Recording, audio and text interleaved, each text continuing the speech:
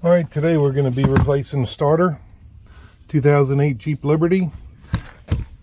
First things first is remove your battery cable off of the battery. Disconnect your battery before you even get started.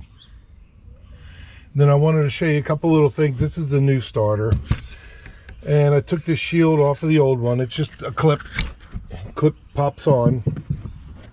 But I wanted to point out a couple things because you're probably going to be reaching at these blindly. There's the solenoid wire clips on here. There's no special clip, it just presses on, so you'll be able to pull that off.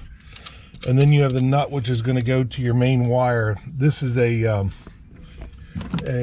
13 millimeter, yeah, it's a 13 millimeter nut. Now if you have this, if you use this screw terminal, which wasn't on my old starter, that's 5/16. So those are going to be tucked up in a way, and like I said, you'll blindly be reaching at them because it's really tight. All right, next what we're going to have to do, we've got 4 15 millimeter bolts holding the drive shaft on. You want to remove the bolts and then move the drive shaft over to the passenger side. That'll give you all the space you need to get up inside. Now if you're on a lift, it's no big deal getting all full bolts because you'll be able to rotate this. But if you've got if you're on ramps like me, you should be able to access 3 of them. Jack up so the tire's just off the ground, spin the tire a little bit so you'll be able to get to the other bolt, and then it'll just, just slide it back and it'll pop right out. So now up on the back side of the starter, you've got that 13 millimeter nut holding the main cable on, and then you've got this for the solenoid that just presses on right here. So you'll be reaching blind because they're up. Yeah, you gotta reach them beyond, but there's enough room for a small socket drive.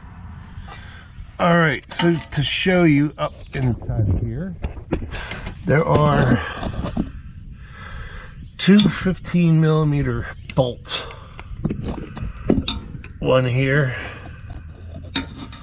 and then one up here. These hold the starter in.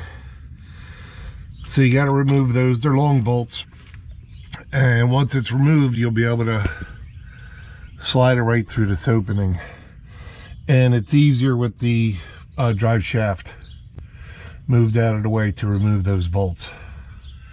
All right, we got everything back in, connected up, and give it a try. There we go. Now we start. So hopefully that helps you.